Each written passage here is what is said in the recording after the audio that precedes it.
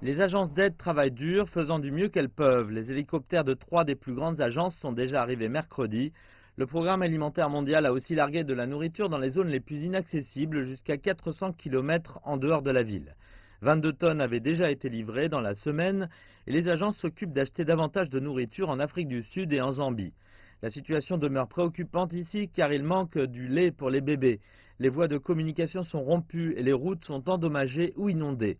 La seule façon d'atteindre les zones les plus isolées est par hélicoptère. Les hélicoptères sud-africains sont très occupés dans la région pour s'occuper de centaines de personnes encore dans le besoin. Les missions de sauvetage se poursuivent. Une femme dit qu'une des raisons pour lesquelles elle était terrifiée est que le cyclone a frappé de manière si soudaine que personne n'était préparé et que les destructions ont été totales. Nous n'avons plus d'énergie, 99% des poteaux sont tombés et nous n'avons plus d'électricité. Les centrales de transformation n'ont plus de toit et même les quartiers généraux du réseau électrique du Mozambique n'ont plus de toit. Tout est détruit. Les hôpitaux connaissent les mêmes problèmes et nous n'avons plus de communication ni d'eau potable. Les agences d'aide sont inquiètes concernant le temps dans les 48 prochaines heures. Davantage de précipitations sont attendues dans les prochaines heures et la pluie continue au Zimbabwe et près de la zone la plus touchée. Les deux principales zones inondées sont aussi en état d'alerte pour davantage de précipitations. Le mauvais temps pourrait aussi continuer d'entraver l'arrivée des secours par hélicoptère. Il devient de plus en plus critique que la nourriture arrive dans ces zones et que les forces au sol arrivent à temps.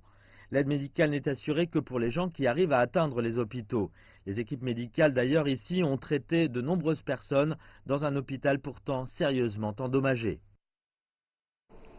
Le centre des États-Unis est touché par de graves inondations. Au moins 3 personnes sont décédées. Des milliers d'autres ont été évacuées. Les agriculteurs se précipitent pour sauver leurs récoltes. Les pertes agricoles dans l'État du Nebraska, à lui seul, devraient atteindre 1 milliard de dollars. Jimmy Spermal de CGTN nous en dit plus. La semaine dernière, un intense système de tempête, appelé cyclone bombe, a apporté de fortes pluies sur la majeure partie des fleuves centraux américains, dans le Nebraska, l'Iowa et d'autres États proches, les faisant déborder. Environ une dizaine de digues ont rompu, selon le service du génie de l'armée américaine. Des milliers de personnes ont été obligées d'évacuer. Il disait à tout le monde de simplement prendre ce qui pouvait être pris et de sortir. Naturellement, pour économiser, nous n'avons pris aucune assurance inondation. Aujourd'hui, nous avons tout perdu, je ne sais vraiment pas ce que je vais faire. Mais pour le moment, j'imagine qu'il ne me reste plus qu'à mettre les bottes et tout recommencer à zéro.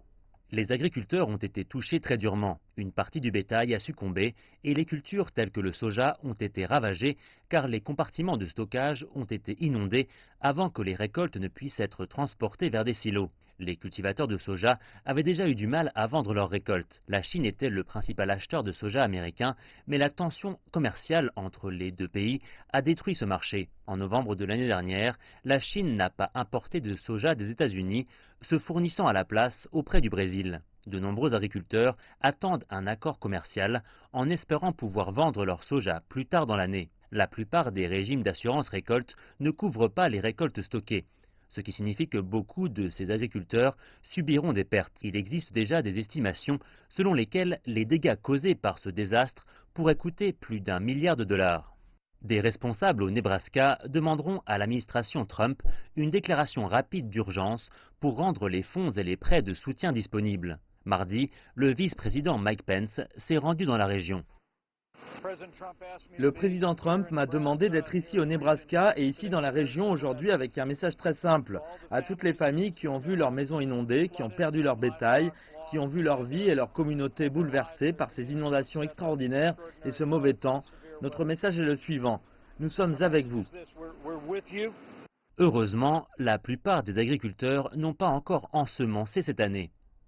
Ainsi, avec un peu de chance, l'inondation ne devrait pas ruiner leur récolte de 2019.